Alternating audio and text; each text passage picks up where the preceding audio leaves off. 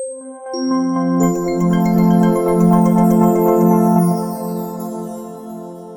everyone, I am back. It's Dr. Hammond here with your mental health moment. But again, thanks so much for those who are starting to join here. It's Dr. Hammond here with your mental health moment. Apologize running a little behind today because I was playing mom today. um, and I was at a basketball game for my son, who super exciting. Of course, for his school, they're going into the championship game. So they won the semifinals today, which is I probably sound a little bit on the horse side actually because I was cheering. I was cheering them on. But yeah, they made it through the semifinals, which is pretty cool. It was a very close game, but they made it happen. Middle school basketball, good old middle school basketball. And they're headed to the championship game, which is pretty exciting. Let me know where you're tuning in from in the chat. For those of you who are new, I reside in the Tampa Bay area of Florida, sunny Florida. For those of you who know me, I love the sunshine. Not so much a fan of the snow, but it's all good if you're in a snowy climate right now.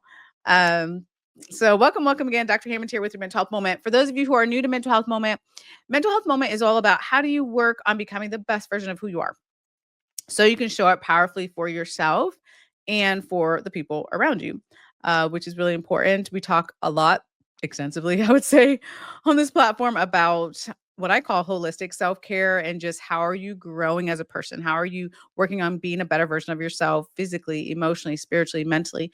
Because all those components are very important, right? To thinking about your whole self. So, on today's mental health moment, I feel like it's been a theme this year, actually, the last couple months, but I'm going to continue on this journey with you on today's mental health moment, just talking a little bit about how do you handle almost like emotional exhaustion, right? Because we hear a lot about physical exhaustion, which is another part of our well-being, of course, extremely important.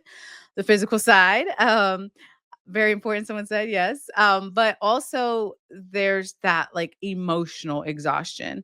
And I want to talk to you today about what in the world does that even look like? What does that mean? And how just a couple quick tips of how you can manage that because it's really easy sometimes to sweep things under the rug. But I promise you, when you do that, it'll come back. Your emotions, feelings, and all the things that you may have swept under the rug, it'll come back at some point in your life. And it may come back in an emotional way, with irritability or frustration or anger or whatever type of strong emotions come about, or it could affect you physically. And it could well lead to all sorts of things physically. But either way, hopefully we don't want that to happen, right? So it's important for us to be more aware, right? And thanks for those who are starting to join here. Dr. Hammond here with your mental health moment. Let me know in the chat where you're tuning in from today. And actually, before I give you the couple of quick tips, I always do a couple of quick announcements before I get started. If you're in a space right now where you're like, you know what, I don't know how to replenish myself, or it doesn't make sense to, or I feel like I'm not worthy enough or deserving enough, or whatever things that we tell ourselves that are not necessarily true, um, it's a process to unlearn that.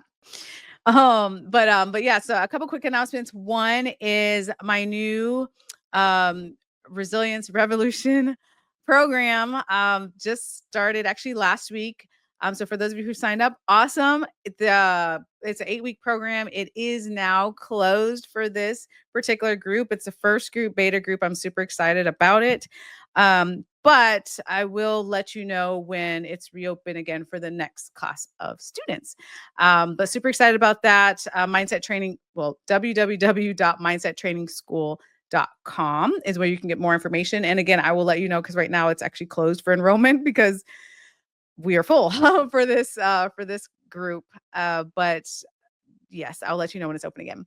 The other thing is I do have some upcoming events that are open to the public in April, I believe. Yeah, those are the ones that are open to the public. So drnekeshiahammond.com/events is where my team and I will be updating that page with more information of how to register and that sort of thing. But there will be, like I said, two events open to the public. Most of them are not, but these are. um, and one is in Tampa and the other, I believe, is in Clearwater. So drnekeshiahammond.com/events is where you can always go to get, because I know some of you asked, like, where are you going to be in my travels? And you can get that information there. So yes, I think those are all the announcements I have for today for you all. Oh, and actually, if you did register for the International Association of Women's conference that was this past weekend, I hope you enjoyed the conference. It's a really amazing day, just filled with like power pack topics and talking about different things of how to grow and be better women and stronger for ourselves and others. So it was such a great day. Hopefully, some of you got to attend that. I really love speaking at that event because just phenomenal, amazing women. We're all there. It's for International Women's Day this past weekend, and it was really great. It was really awesome. So I know some of you registered, but hopefully you enjoyed that. Okay, so the tips, the tips for today. Number one is it really helps to when it comes to we're for those of you just tuning in, we're talking about emotional exhaustion, right? Like there's so much going on. It feels like the world is getting busier and busier. I don't know if it's just me, but there's just so much change happening all at once, and it can be really overwhelming. And in addition to possibly physical exhaustion, you may also have emotional exhaustion where you're just shut down emotionally, or the amount of emotional exhaustion that looks like irritability, or it looks like just, kind of lingering anger, or it looks like sadness or anxiety, or whatever way strong emotions pop up for you, that could be from emotional exhaustion. And so one of the things that's really important, something I teach often, is really about burnout prevention when I speak to different groups and corporations. And one of the things that's really important for you to recognize is, and I get asked this question very often, is like, how do I know I'm in burnout? Like, how do you know, right? Like, what are some of the signs? What are some of the things to look for? So, one of the things to really think about, and I know it can be hard, especially when you're busy and life is happening, or maybe life is lifing, or whatever it is that's going on, but it's really important to try to make more conscious decisions to be aware of how you are doing. So, like literally asking yourself, how am I doing physically, emotionally, spiritually, mentally, right? The beginning of this year, hopefully, you made some wellness goals. Uh, you thought about what you wanted to work on for you to be a better version in multiple areas of your life, right? So you thought about that, but I feel like that only happens that happens a lot of times at the beginning of the year because we're all like, "Oh, what are we trying to achieve this year? What are we trying to change?" But we forget about ourselves a little bit for the rest of the year.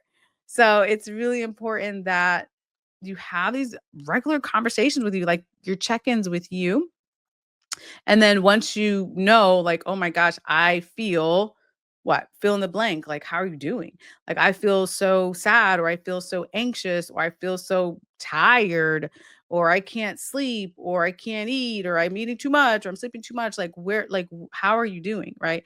And these different aspects of your life, that's going to be really important to kind of recognize where you're at, because it's hard to make changes in our lives if we don't have the self-awareness of what is going on with us at the present moment. And I see this all the time because again, we are distracted. How many of you are distracted? Put yes in the comments.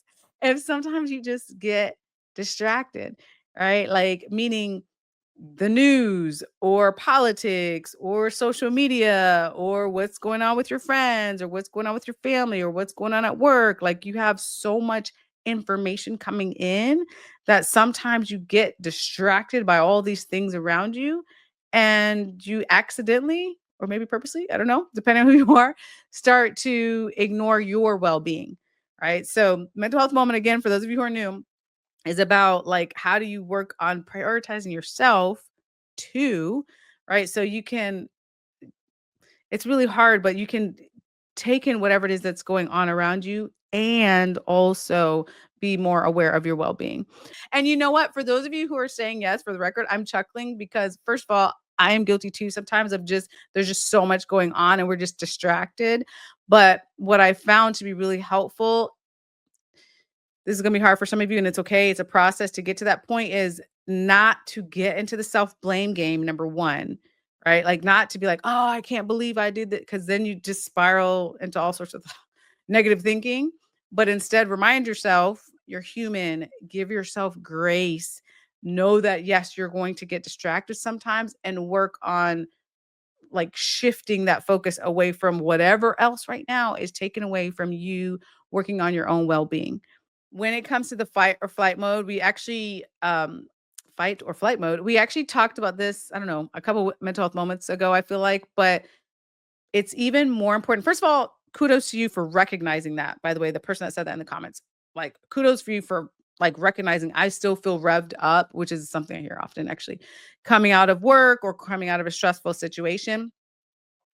But then the next step is making sure, and this is for everyone, not just for the person in the comments, but for everyone, when you know that and you catch yourself in that mode to work on something that is calming for you to get your mind and body back into a calmer state. There's like so much research right now that's showing more and more about when our bodies are in that fight or flight mode like on a frequent basis, which it's not supposed to be, that it leads to a lot of chronic, not just mental health, but also physical health conditions, right? There's like plenty of studies on it. If you look up fight or flight mode chronic, like, right? So I'm not saying to quit your job. Nobody's saying that, right? Please, not some certain things we can't avoid certain stressors, right? So I'm not gonna sit here and tell any of you like, oh, just leave your job or just leave this whatever situation. There's certain situations you just can't leave.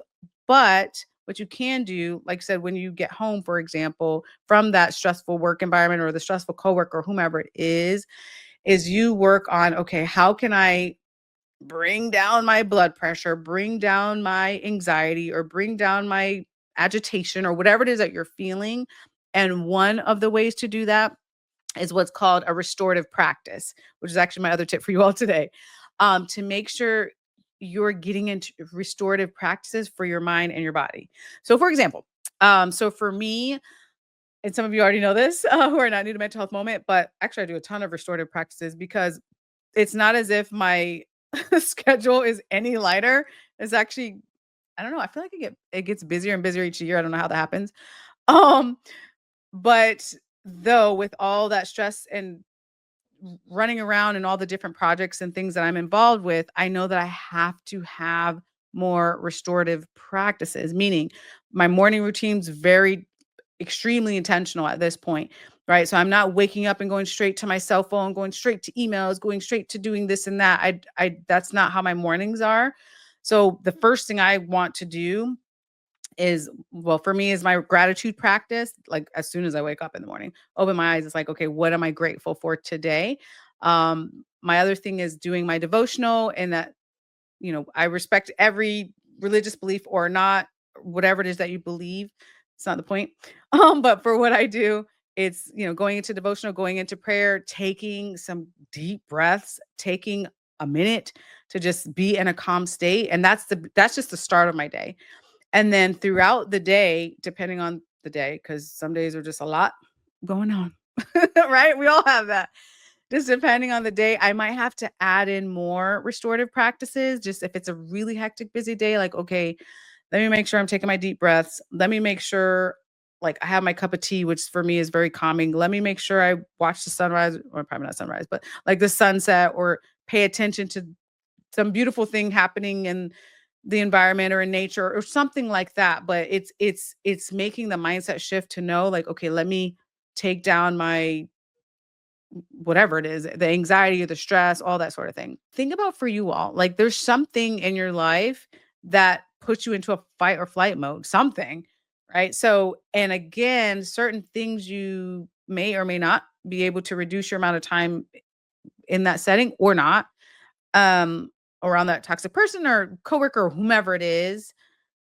But you can again work on, if it's especially if it's the beginning of the day, I would recommend, and also whether it's middle of the day, before you go to bed at night, like throughout the day, starting to put those restorative practices together, whether it's meditation, whether it's, my favorite is taking a minute, the 60-second pause out of your day, or whatever it is for you, taking the deep breaths is free. to take some deep breaths, right? We've talked about that numerous times on mental health moment, but doing that again in order to get your mind and body back into a calmer state, right? And I do want to say that since somebody brought that up about fight or flight, that it is very normal to be in fight or flight. I mean, it's for your safety sometimes and your survival. Obviously, if you're in danger, your heart rate's going to go up, you're going to sweat, or you're going to be nervous, or whatever it is. You may need to get out of the situation, like whatever it is. That is a normal response, but it's just not healthy to constantly be in that state day after day. That's not a healthy. It's just not healthy for your mind and body.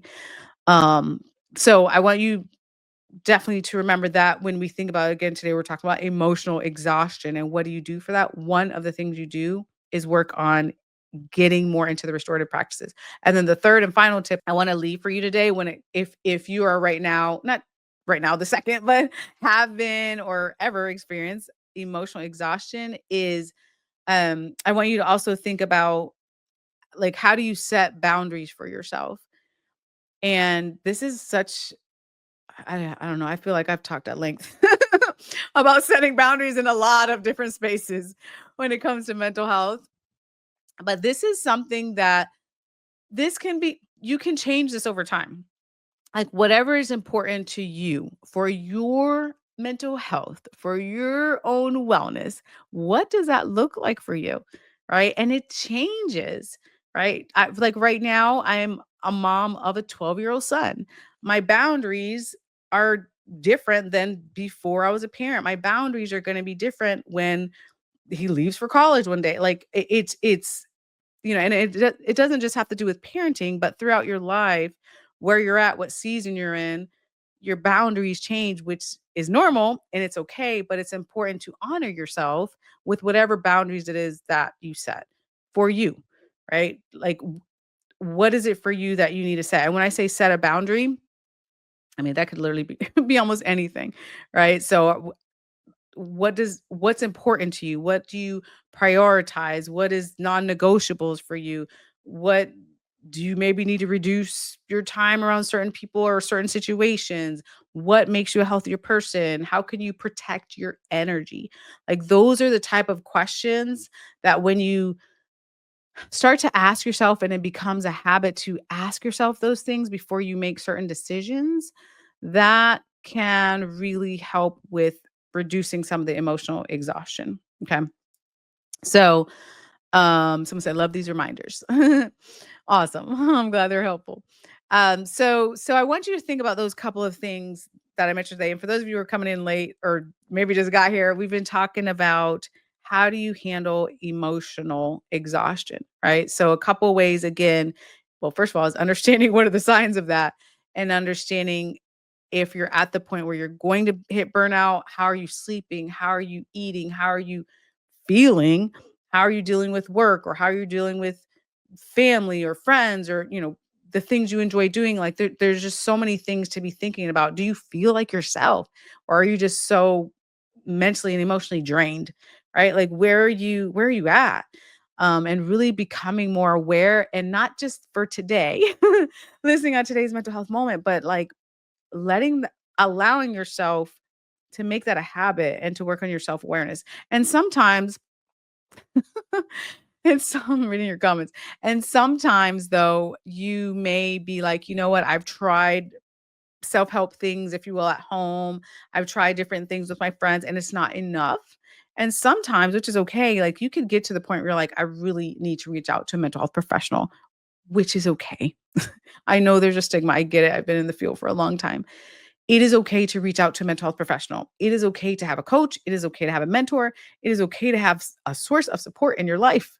You don't have to always do this on your own. Again, I'm giving you some of the tips, but sometimes the emotional exhaustion could just be just too much. You're like, I'm so overwhelmed. This is too much. I've tried on my own. Reach out and connect with someone, because that can be helpful too. And I support looks different depending on who you are and what space you're in. Mental wellness, mental health, there's a whole spectrum of things. So, um, we all are at different places in our wellness journey. But again, I want to remind you that it is important, again, to take that extra step sometimes. And again, reach out maybe you need a mental health professional or a mentor or a coach or a family member or friend or somebody to just help you through.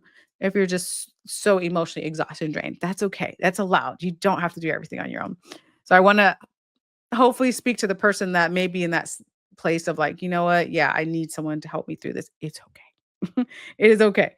We don't always we don't always have to be our own superheroes. Like we're allowed to have superheroes and awesome, amazing, supportive people around us too. So don't forget that. We all have a different set of boundaries. Like it is what works best for you. It is what it may not be the thing for your friend or your brother, sister, or whomever else around you, but for you, if that is what you need, a healthy thing for your mental health and your wellness, then that is you. And then you work on over time, just protecting that space, protecting that energy, setting and honoring the boundaries that you're setting because some people are going to push up against it. That's just nature, right? Or some people don't want to honor your boundaries, which then that becomes a different conversation, a whole nother mental health moment. But it is important for you to be thinking about how do I continue to honor myself? Okay, but again, so I'm going to leave you with those couple of tips today again to be thinking about that. Be thinking about your restorative practice, which is just a very fancy name for your self-care, right? Like making sure you're making yourself a priority. I talk to a lot of organizations and people that say they have a lot of guilt surrounding that, which probably needs to be a whole mental health moment actually. Noting to myself, but it takes time, but you can work and you can make the mental health shift to not feel guilty about taking care of yourself, especially when you're in a place of this heavy emotional exhaustion. It's even more important for you to be taking care of yourself or physical exhaustion too, but today we're talking about emotional exhaustion, but it is even more important for you to be taking care of yourself, right? And honoring yourself, having the restorative practices, making sure to take the time for you, protecting your energy, honoring your boundaries. All those things are really important. I hope for many of you watching this, that does like that does become your place. Like that person that just wrote that there, that like you're really thinking and filtering decisions and actions that you take in your life based on your mental health and what is best for you. And I do say this from a place for those of you who are not new to mental health moment, you know already, but for those of you who are new, I do say this from a place where I did not like there was many like the majority of my life where I was not taking care of myself because like there was just there was just really no space for that. So everything had to be like, what's the next thing? What's the next thing? What's on the to-do list? What's the next thing? Not taking care of my sleep, not taking care of my health, like just go, go, go mentality and just really forgetting about how important it was to make sure that I was physically and emotionally and mentally taking care of myself. And fast forward to today, that's just not the life I live. Is there stress? Of course. Do I have the perfect life? Of course not. Right? That's not the point. We don't I cannot have any magic wand to make any of you all have a perfect life. I wish I could. Right? But we're not trying to do that. But it's a matter of making yourself a priority, working on living a healthier life and knowing that you deserve that and knowing that your life will change when you take those healthy steps towards that direction. So so, thank you all for joining today. I will be back. Have an amazing rest of your week. Be blessed. Be sure to put something into place to make sure you're taking care of yourself this week and every week. Have a great week.